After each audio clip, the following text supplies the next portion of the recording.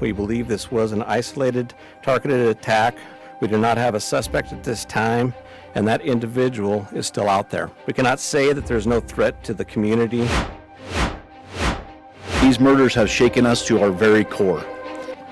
Remaining open with flexibility to leave allows our students to decide what is best for them.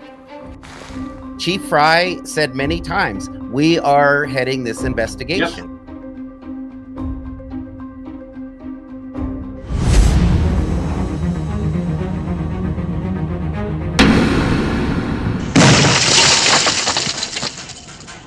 Hello, I'm attorney Andrew Myers in this edition of About the Law, and our guests today include Southern California attorney Yoli Medina. Yoli, thanks for being with us today. Thanks for having me.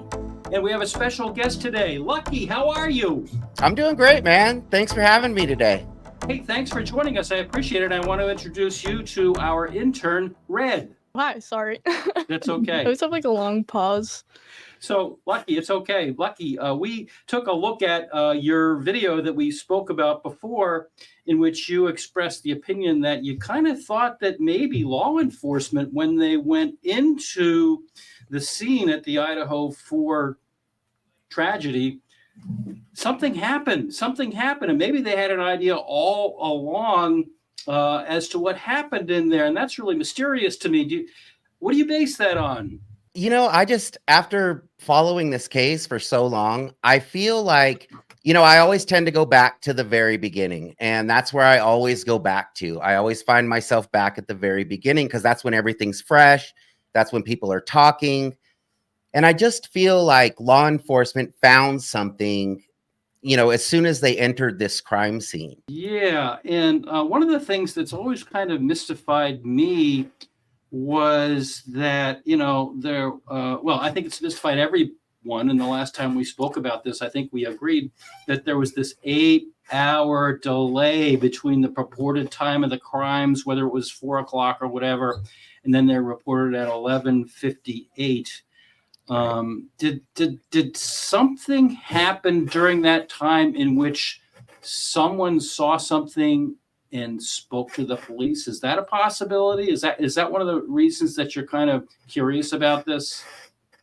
I think it's definitely a possibility. I think there's the possibility of this informant. And so it's very possible that this informant had some information and maybe that's what they were going off of. But there's also the possibility that when they walked into the house, they found something, they recognized something, or they found something immediately as they entered. What could it have been that they found? I mean, what a scene that it was. I mean, just imagine it. It's a Sunday morning. Usually things are kind of calm, especially in a little college town towards the end of the semester. It's always mystified me that, they found one latent shoe print.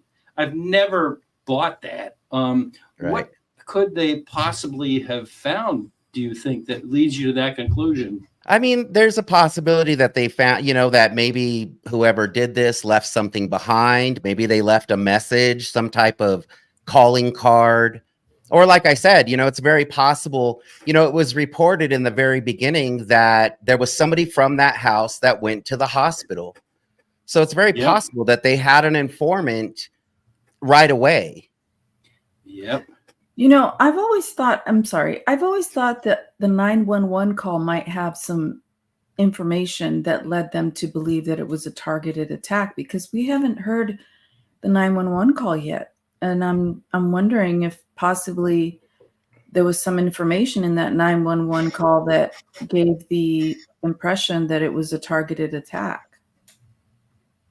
I think it's very possible. I think there was a lot going on in that 911 call because there were a lot of people in the background. So it's possible that people were yelling out details or, saying things in that 911 call that investigators don't want to get out. So I think that's why they haven't released the 911 call. One of the big questions that you raised, Lucky, is how did the Moscow, Idaho Police Department know within 4 hours that the Idaho 4 was a targeted attack, and they possibly already had a suspect? Do you have any insight to answer that question that you raised? I'm sorry, say that again. Well, one of the questions that you asked in one of your episodes was, how did Moscow Police Department know so quickly that it was a targeted attack? And we saw that in the intro to this episode, that they said it's a targeted attack. And you said that they possibly already have a suspect. What insight do you have behind that question? Or is it just a question, honestly? No, I mean, I feel like there had to be something that indicated that this was a targeted attack rather than, something that was just random. Because in the beginning, they were saying that they believed it could be a targeted attack against either one of the victims, maybe more of the victims, but it also could have been a targeted attack on the house. So I think that they would have seen, I mean, it doesn't seem random. I think now that we know that they have Brian Kohberger as a suspect, it seems rather random because he doesn't really appear to have any connections to these victims or any of these roommates or even this house. So to me, that would indicate that it was more random. But they were very, very, they were convinced that it was a targeted attack from the beginning. Yeah, and in the very beginning, as you had pointed out, in the very beginning, there were reports that, he had stalked one of the victims. No, that turned out, at least if you go by what the attorneys have said in open court, that's Right. not the case. In the beginning, it had been said that, one of the girls was a waitress at the Mad Greek restaurant, and Mr. Kohberger met her, became obsessed by her, stalked her, or at least, there were connections through social media, and she ignored him, and that made him mad. But then that turned out to not really be true. There was no stalking. There was no connection. So it's really a mystery. And so, I mean, one of the things that really stands out to me, as you've pointed out, is that if that's true, there was no stalking, there was none of this, he reached out to her and she spurned him, whether it was Maddie or whether it was Kaylee. One of the things that really stood out to me, I mean, yeah, there's the case of BTK, and he kind of randomly picked his victims. But that doesn't make any sense in this case, do you think? Well, I don't know if you've looked at the Travis Wetton case at all Not a in lot, Oregon. No. Tell me more about it. People have been telling me that I've got to look into it more. Yeah, it's interesting because basically a couple, two people were attacked in their home randomly. And so they never came out and said it was a targeted attack. They never, it was a random attack. So I just thought that, when you look at the differences, it just seems odd that you have, because I think that's what drew people to the Idaho 4 case immediately. Because I know when that news broke, the first thing I thought about is how did 4 people, lose their lives to someone with a knife? It seems like you would have time to get away. You would have time to escape. Somebody would have had time, to escape. To take someone's life with a knife takes a little bit of time. So that was always my question is how did 4 people, get attacked with a knife, without any of them escaping or trying to run or flee the house? So I think that's what draws a lot of people to this case. And I think that, in my opinion, the only way to do that would be to have some connection to these people. Yeah, and one of the things that's really troubling is, as you know, Lucky, in the very beginning, I think it was the coroner said, we think they were asleep when they were attacked. And then later on, as we all know, it turns out, no, not only were they not all sleeping, but probably Xana, I believe it was active on her social media. And the Right. 2 girls, Dylan Mortensen and Bethany Funk, were allegedly, and I say allegedly because we don't know, but they were texting back and forth. So That's always troubled me, that all this conflicting information has come out. And I scratch my head every day thinking about that and some other really strange things that you pointed out in your episode. How is it that the Washington University police, 2 of the officers, came upon this Hyundai Elantra on November 29th, and yet later in December, the Moscow police are now saying, well, we need more information. It's Right. just all this conflicting information. Well, Doesn't I make mean, sense, does it? how many white Hyundai Elantras do you think are out there? Many. You know, so if they're looking for a 2011 to 2013 white Hyundai Elantra, they had to be sifting through quite a few. So what would even make them look into the computer and say, you know what, let's look outside of that year. Let's look at a different car. And somehow they landed on Brian Kohberger, which to me seems odd. And that's what makes me believe that they had his name sooner than when they claim that they found his car in that WSU database. Well, don't you think some of it is that these police departments weren't even talking? I mean, it turns out in one of the hearings, I think it was in late May, Yoli, correct me if I'm wrong, because I think you were helping us with that episode. In late May, Brett Payne and the other Moscow Police Department officer, went on the stand, and they said, they never even saw the tip from Washington State University about Kohberger's Hyundai until much later. Now, how is it that they're not, they're putting out bolos, be on the lookout, but they're not even looking at these tips that are coming in from another law enforcement agency? To me, that's really odd. Right. When it seems like they're desperately seeking this car. Yeah. And the initial car they were looking for, I remember a post being put out that it was a Sentra, Nissan I've heard that. Sentra. And so,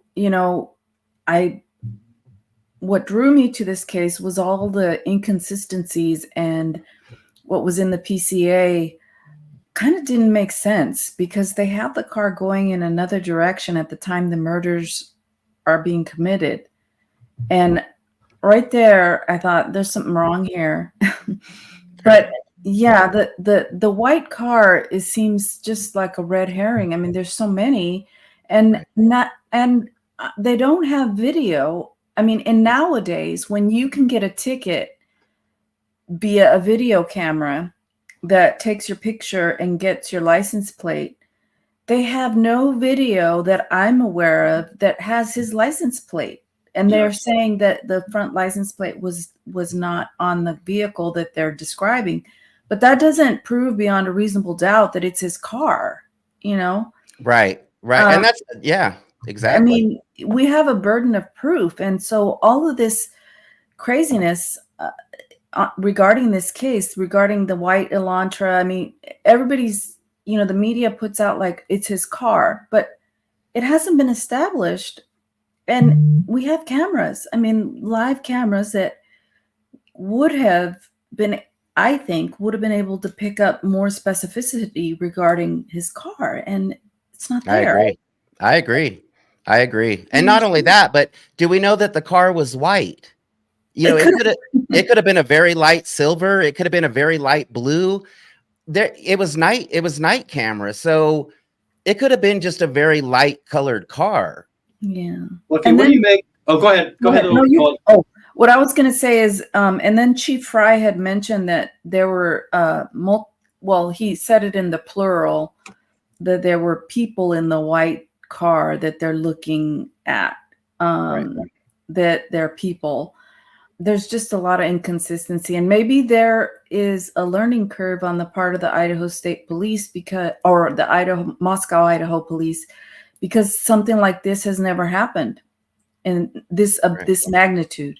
And so they don't know how to deal with it. Whereas somebody, the police department in Los Angeles, I mean, there's crimes committed all the time. In New York, there's crimes committed all the time, and they're horrific crimes. There's a police chase in Los Angeles every day almost. And so, they're savvy in the police departments are savvy in how to, relate to the public. But maybe in this case, there was a learning curve, and they didn't know what was going on, and they were prematurely giving out information, or I don't know. I heard that part of Idaho has like a lot of murders. Really? Or maybe there was a weird motive. It's possible. They've had some crazy cases in Idaho, that's for sure. But in Moscow, they hadn't had a murder since, I believe it was 2015. So 7-8 years they hadn't had a murder. Well, because everything's been ruled an accident. You've had some very crazy accidents in Idaho. Yeah. So I don't. That's true too. Right. Getting back to the car. I've always had trouble with the car, and we get some really affirmative comments down below. I don't know if you do too, Lucky, but anytime we raise any kind of reasonable doubt about the case, which is my want to do because I'm an attorney and I tend to want to make prosecutors, prove their case beyond a reasonable doubt. But anytime I raise it, people tell me in the comments all about those videos that I'm sure you've seen that show the Elantra over and is it Linda Lane going back and forth and back and forth and back and forth.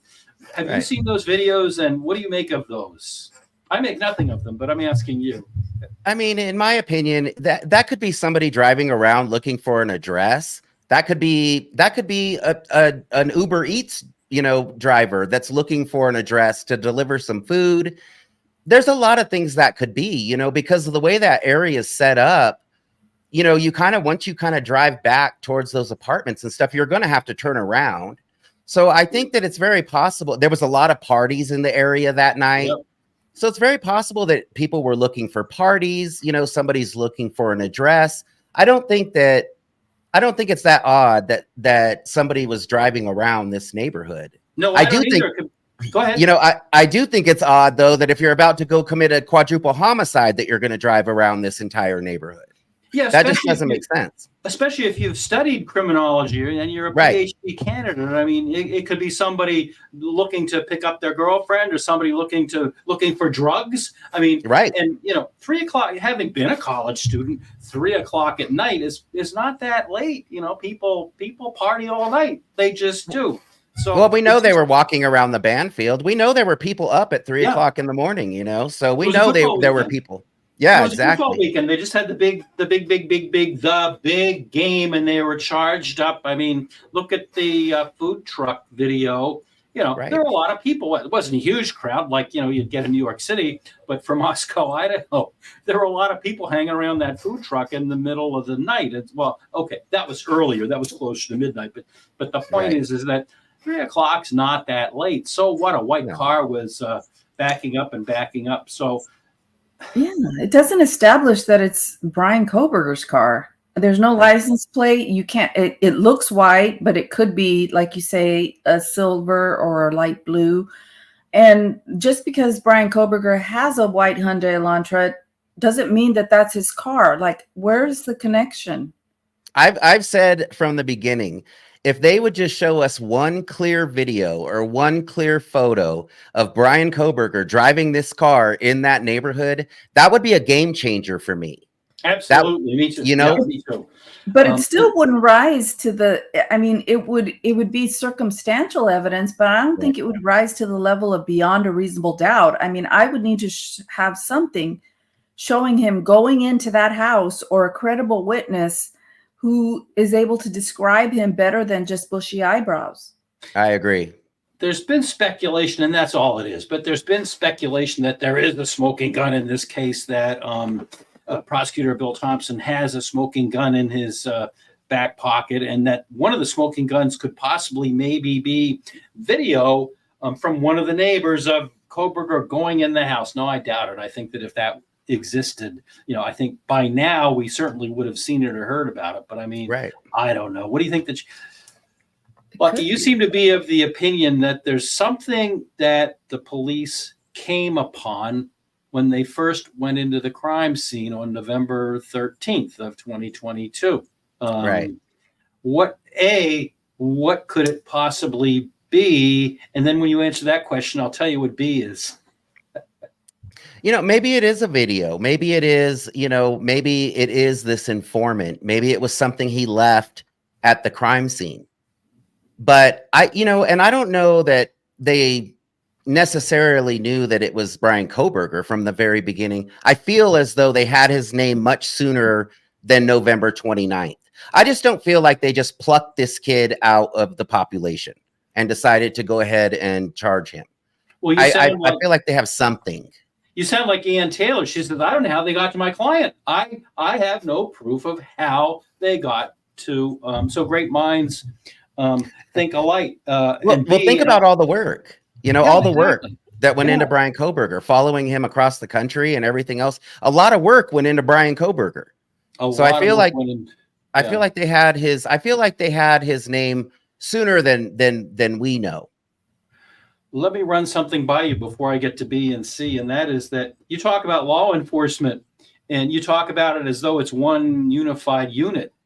I don't think the Moscow police even were aware. I think it's been proven the Moscow police weren't even aware of what the FBI was doing. They had no clue until the FBI called them back and said, look, we're surveilling the guy. And the Moscow police, by the same token, were unaware of the work that the Washington State University police had done in identifying the Hyundai Elantra. So we act as though law enforcement is one big unified thing. And as a former reporter, before I even dreamed of going to law school, they don't. Not only do they not talk, they compete.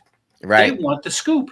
They want to be able to say, we're the FBI. We did it. No, we're just the little Moscow police department. We did it. No, we're the Idaho State Police. We did it. No, we're over here in Washington State. And so as long as they're divided into these little fiefdoms, kind of like we're divided into these four screens, progress was not made as quickly as it should have been made. And that's my contention all along. I agree. Now it seems like nobody wants to take credit for identifying Brian Kohberger.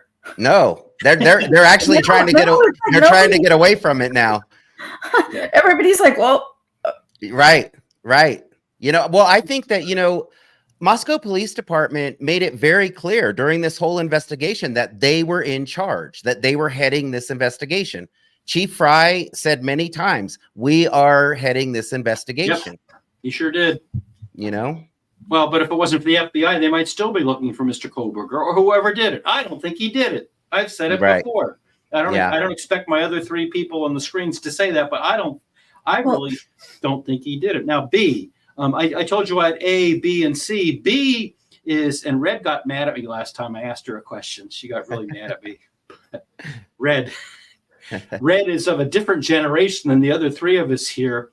And I pointed out as a question rhetorically, isn't it true, Red, that a lot of people of your generation are on their phones all the time? They live on their screens. Isn't that true? Maybe like 70%. It's going down. That's more like millennials. Oh, okay. All right. It's more new to them. And my point being, all right, whoever did this went into that house at whatever time on November 13th.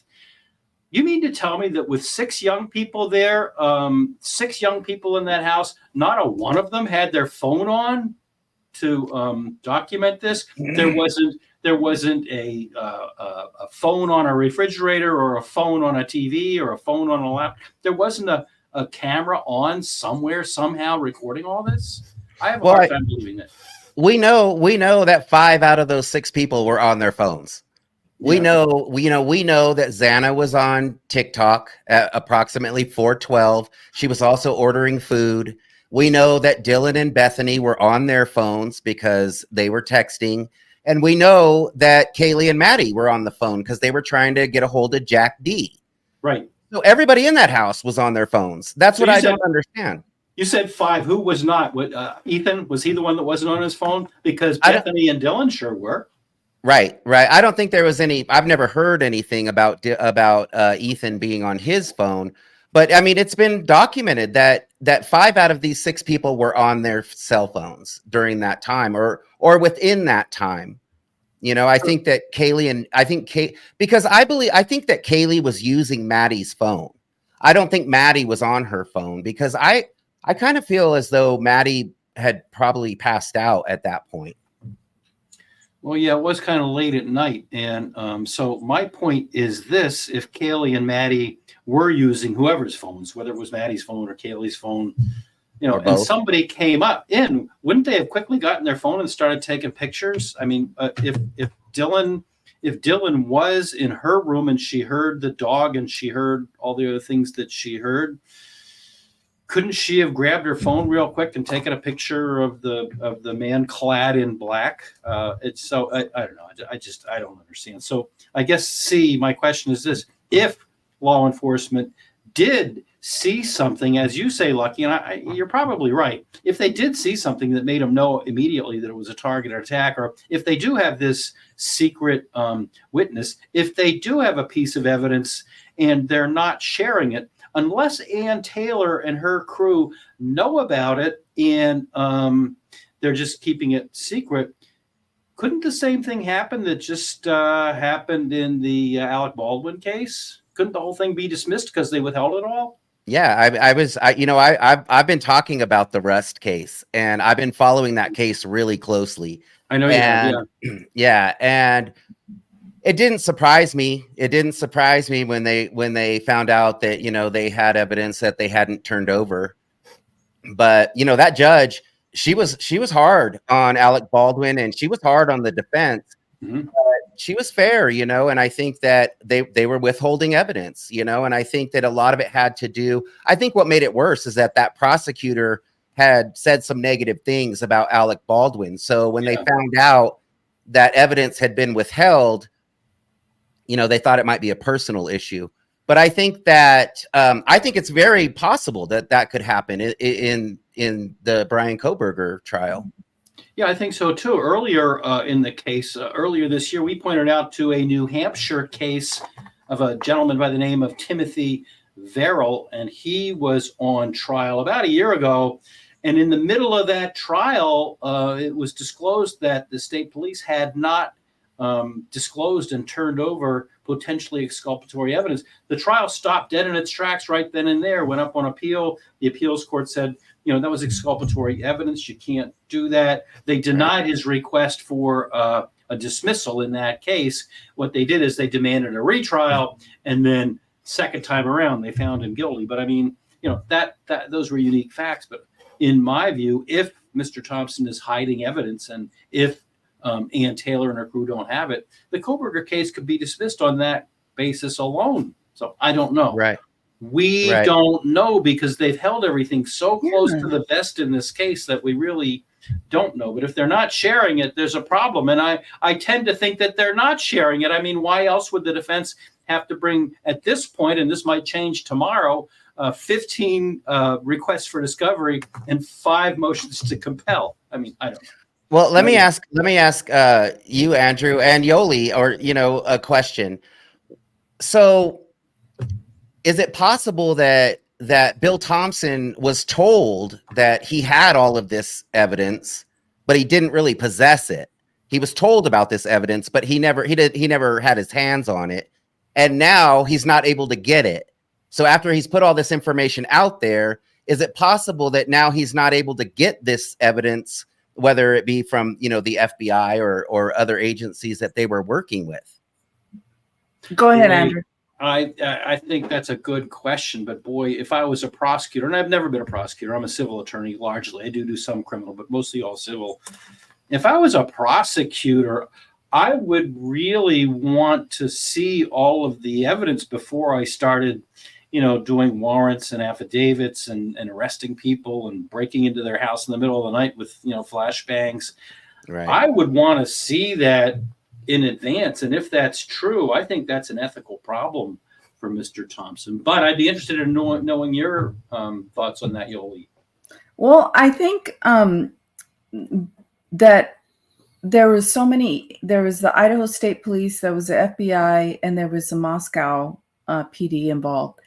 And I think because maybe they weren't communicating all that well, and I think that it's possible that Bill Thompson heard of certain things, and heard about the FBI following, heard certain things, and with the 12 pings near the house, they concluded it was stalking. But at the end of the day, when he looked into it further, it's not panning out. That's Right. a real possibility that it's not panning out. And Bill Thompson is stuck with this case, and he's trying to say, well, I can't get the information, but the judge already ruled that it's within your control because they were part of the investigation. They were, Right. you have a right to confront your accusers. And if you can't hide behind the fact that, well, the FBI won't give it to me. And if the FBI has a legitimate reason for not producing it, then that evidence is inadmissible, and if it tanks the case, it tanks the case. Yeah, and, So- Right. oh, go ahead. Oh, Finish no, your no, thought. no. Go ahead. What Go I was ahead. going to say is, I think it's crocodile tears for the prosecutor in this case to say that he can't get the information, because in that last motion hearing on the motion to compel, as it turns out, the 2 Moscow police officers went on the stand on 2 different days, and then it was put together. Right. And they said they hadn't even been asked until the day before. Well, no wonder. And I don't know Right. if you folks have noticed that in the hearing since then, Mr. Thompson has been rather quiet, kind of Right. deferring to Ashley Jennings. Yeah, that was bad. You know, I don't think they're doing their job, and I'll come right out and say it. I don't think that the prosecution is doing its job in terms of getting all that stuff. I think when they get these motions to compel, it's easy to just ignore it, especially now that we're all electronic. In the old days, you had to actually get the paper, find a file, put it in the file, have the office assistant put a tab on it. So now it just comes in electronically and it's filed. I don't think they're paying attention. I don't think they have their eye on the ball. I agree. That's I just agree. me. I mean, eventually you're going to have to prove it. You know, you can say whatever you want, but eventually you're going to have to prove that. And I think that, in my opinion, you're right. You know, Bill Thompson was controlling the courtroom in the very beginning. He was scolding everybody. He was telling the judge what he should have been doing. And, you know, now he just keeps his head down. He don't say nothing. yeah, I think he lost credibility when he went on the record saying that this survey was violating the gag order because they were disseminating information.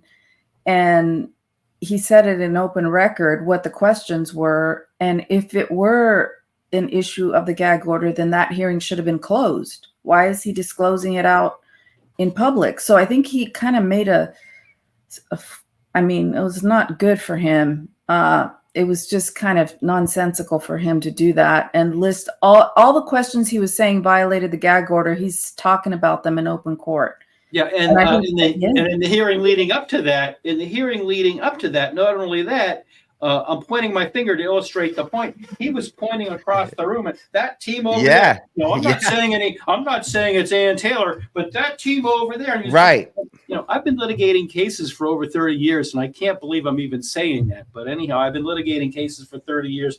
And we try to be amicable in civil court. We try and be, you know, as amicable as we can be. But there have been times that I didn't get along all that well with the counsel on the other side. But you go into court and you maintain, as we are required by our rules, some kind of a professional demeanor. I've never pointed across the way and said, you know, I've just never done that.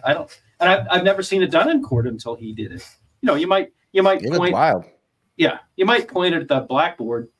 We don't use blackboards anymore. You may point at the screen and say, look at that evidence over, but you don't point at the other attorneys and say, well, I don't mean anything bad about them, but no, I don't know. I don't want to personalize it too much, but Lucky, getting back to the point that we were talking about before, I took some notes from your hearing, and the bottom line here is one of the lines that you had in here that really strikes me is that you said the police pointed out that it was a targeted attack, yet it was by a random individual. How can that even be? It doesn't make any sense.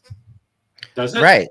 I mean, unless they were targeted at the very last second, which obviously that is what's happened. But they made it. How do you make it sound like this is something this guy planned out and that it was, you know, intended for these victims? But then on the other hand, he has no connection to these victims. Yeah, and the other line I liked that you had said in one of your episodes was that, you know, they followed Mr. Kohberger all the way across the country to his house in Albrightsville, Pennsylvania, where they, you know, in my view, they could have taken him. They could have grabbed him in a coffee shop. They could have stopped. You know, when you drive across country, you know, you stop. You take breaks. You know, you take breaks. You got to stop here and there. You know, you go to McDonald's or whatever you do.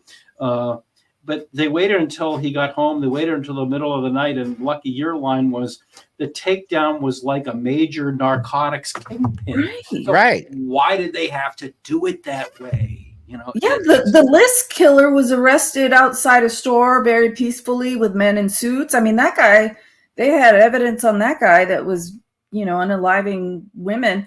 I mean, he was peacefully arrested, and here you have Brian Kohberger, who's getting busted down, his house getting busted down in the middle of the night. And what do they find? They find a green leafy substance. They find What could that have been?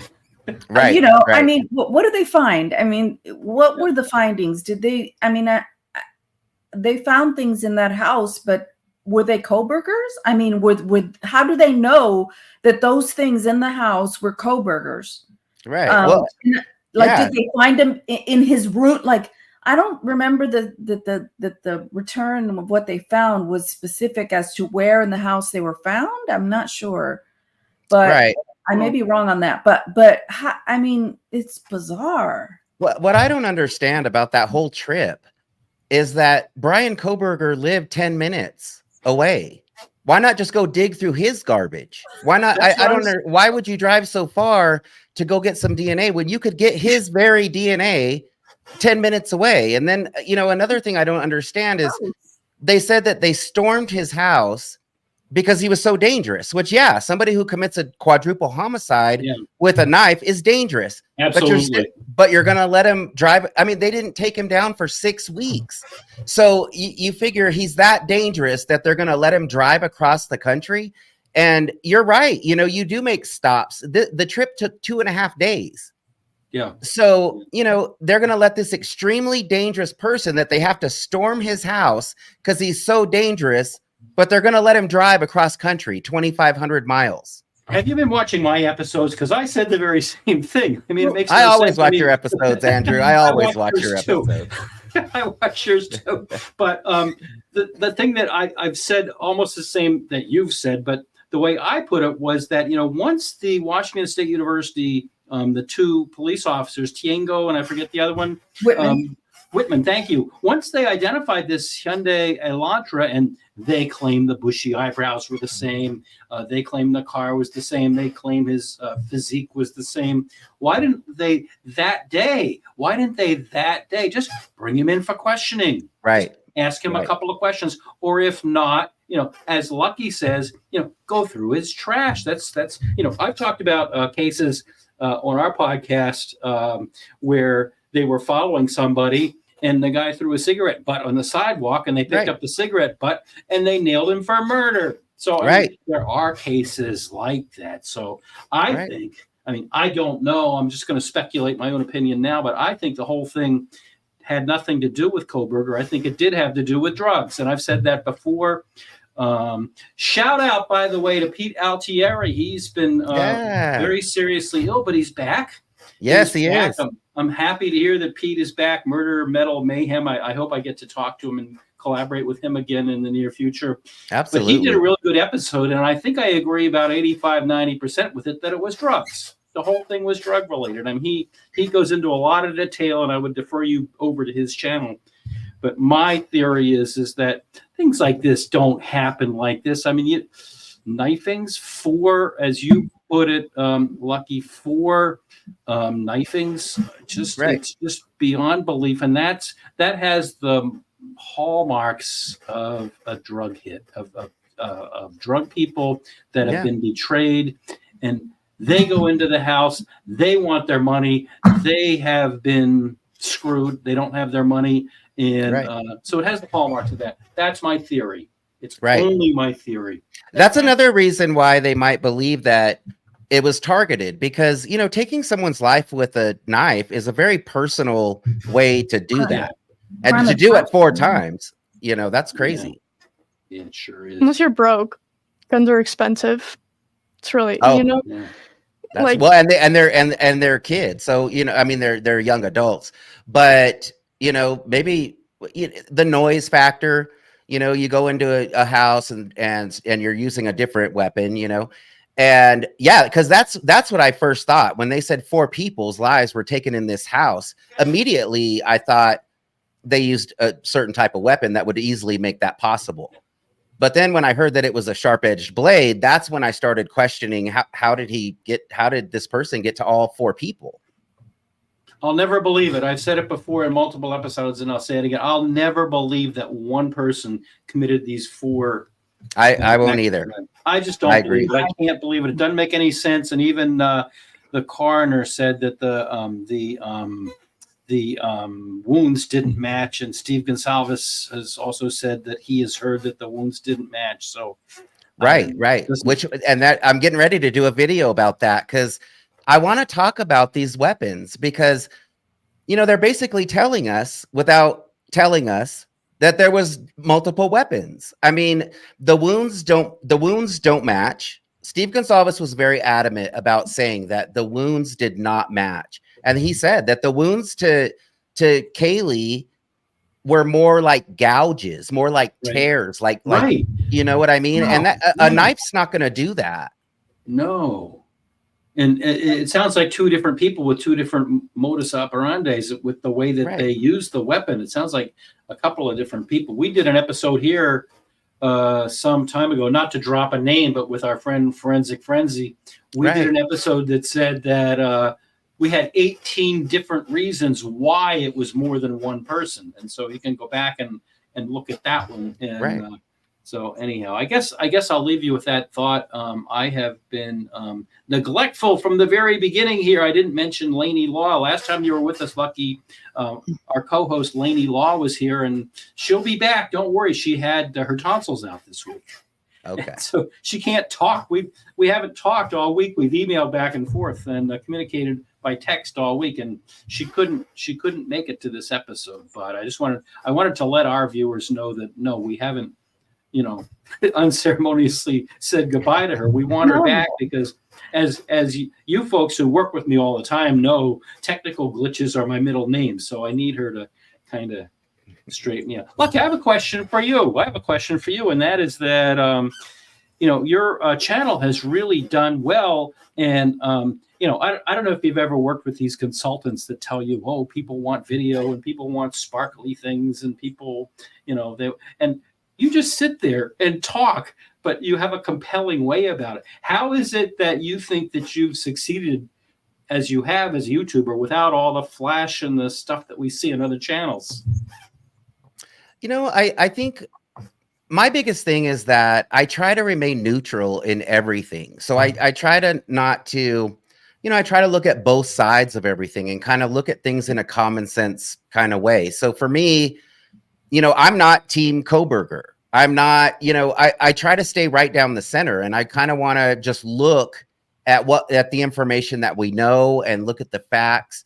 And that's what I like to talk about. And I think a lot of it too is that I'm a very simple person. I break things down into very simple ways in order for myself to understand it. And I think I do that in my videos as well. And I think, a lot of people have told me that it helps them to understand a little bit better, about what I'm talking about, because I do simplify things and kind of look at things in a more simple way. Yeah, but no, it is helpful the way you break stuff down. As an attorney, Yoli and I will go into these pleadings and we'll throw them up on the screen and we'll read them. And then I realize, even though I know there's other creators out there that do that, does anybody really get anything out of that as we're talking like lawyers and we're talking back and forth with legal terms and statutes and all that kind of stuff? So yeah, I think by reaching out to people and just I don't believe that you're a simple person. I think you're a really bright person, but you're bright enough to know to break it down into components and explain it one step at a time. Because unlike our ramblings here, and I've been known to ramble and rant, you seem to have a beginning and an end, then you go by logical steps in between. And I think that's what's lacking a lot of times in a lot of things that I watch. I'll just put it that way.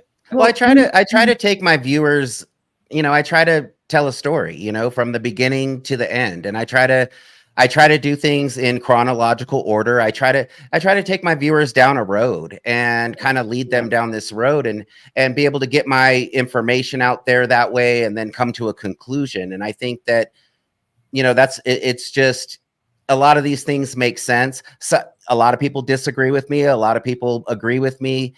But I try to stay away from the tunnels and stuff like that. I try to see what's right in front of me, Yeah.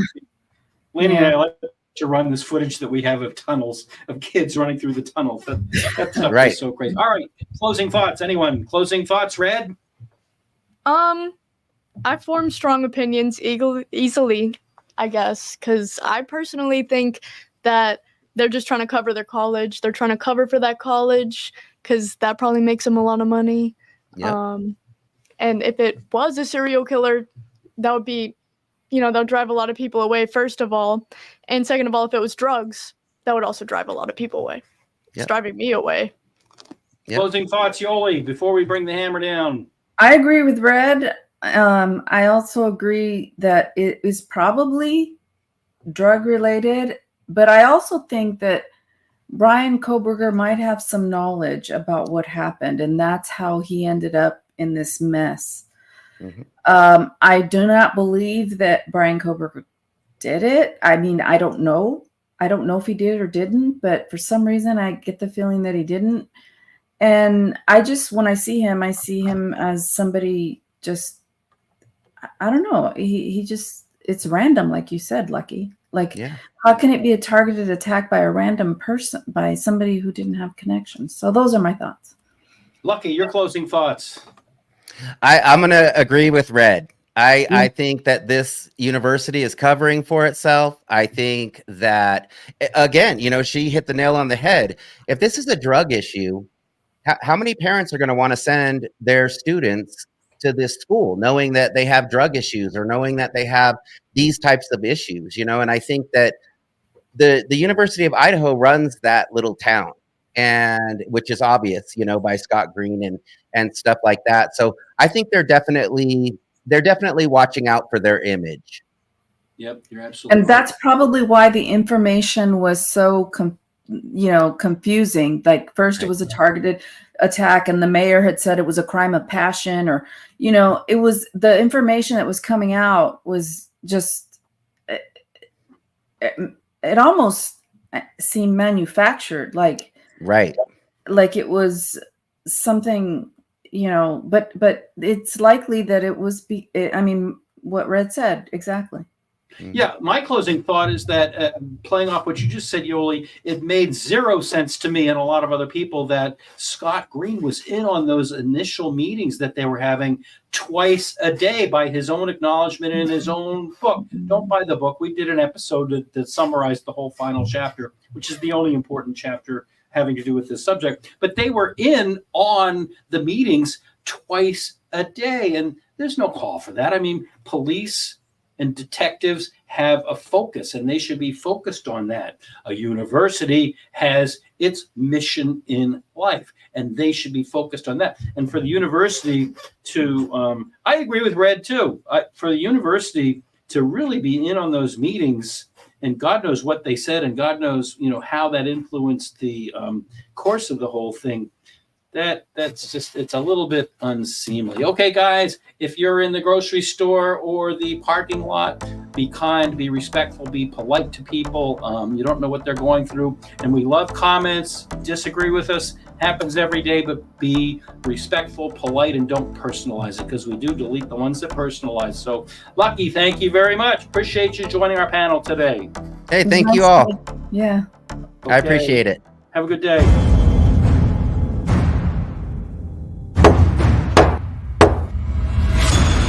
You have been watching About the Law, a production of the law offices of Andrew D. Myers in Methuen in the Merrimack Valley of Massachusetts and in Derry, just outside of Manchester, New Hampshire.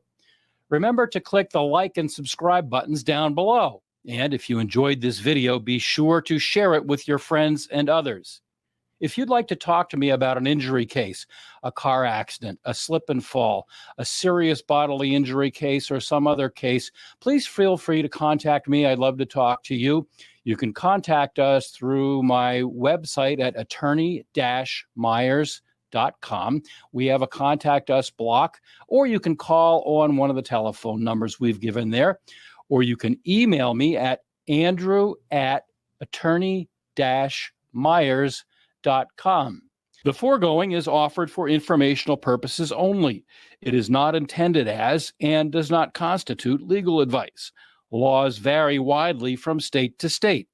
You should rely only on the advice given to you during a personal consultation by a local attorney thoroughly familiar with state laws and the area of practice in which your concern lies. This podcast must be and hereby is labeled advertisement in some jurisdictions.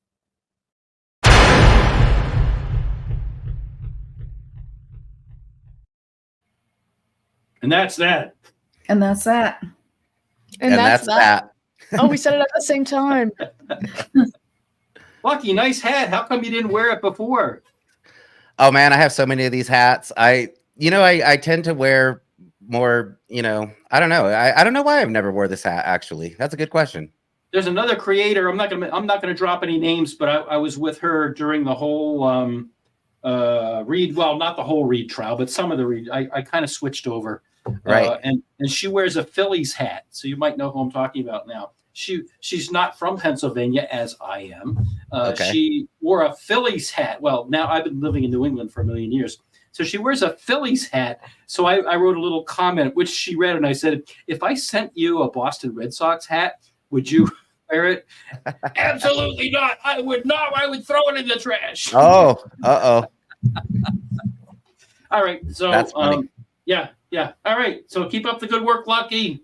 Yeah, absolutely. I appreciate it, you guys. It was good to meet you guys. Yeah. Be well. Take care. Take Bye. care. Bye.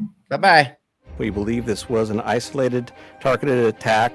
We do not have a suspect at this time, and that individual is still out there. We cannot say that there's no threat to the community.